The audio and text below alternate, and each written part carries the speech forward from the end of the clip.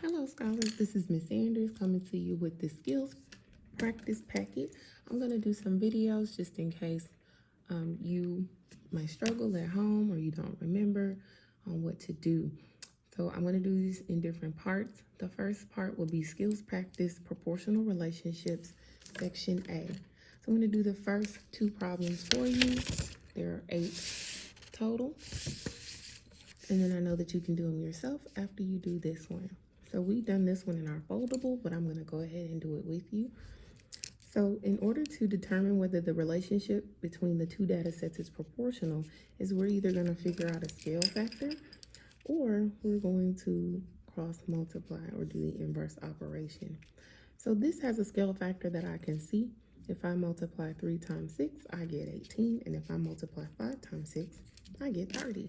But just in case you don't see that as clearly as I do, you can do the inverse operation. 3 times 30, which is 90, and 5 times 18, which is 90 as well.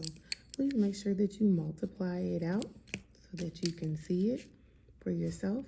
I see that these two are equal, so I can say, yes, this is a proportional relationship. So let's go to number 2.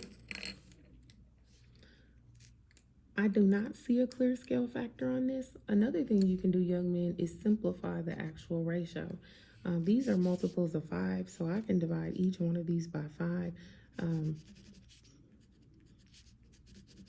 25 divided by 5 is 5, and 45 divided by 5 is 9. Just remember, whatever you do to the top, you have to do to the bottom. I do not have to simplify this ratio as long as but if I want to, I can. The only thing I have to remember is if I can only simplify one ratio at a time. And if one ratio can't be simplified, that's okay as well. As long as you keep the two numbers together, simplify those, you'll be fine. But I'm gonna go ahead and do this one as well because I don't like working with big numbers. And they are multiples of 5 as well. 35 divided by 5 is 7, and 50 divided by 5 is 10. So here are my two new ratios or simplified ratios.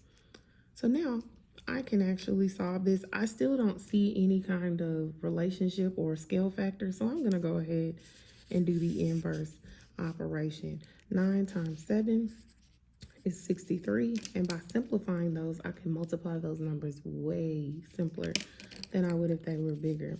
5 times 10 is 50. These do not match, so therefore this is a non-proportional relationship. All right, you have 8 more problems to go. I can't wait to see what you come up with.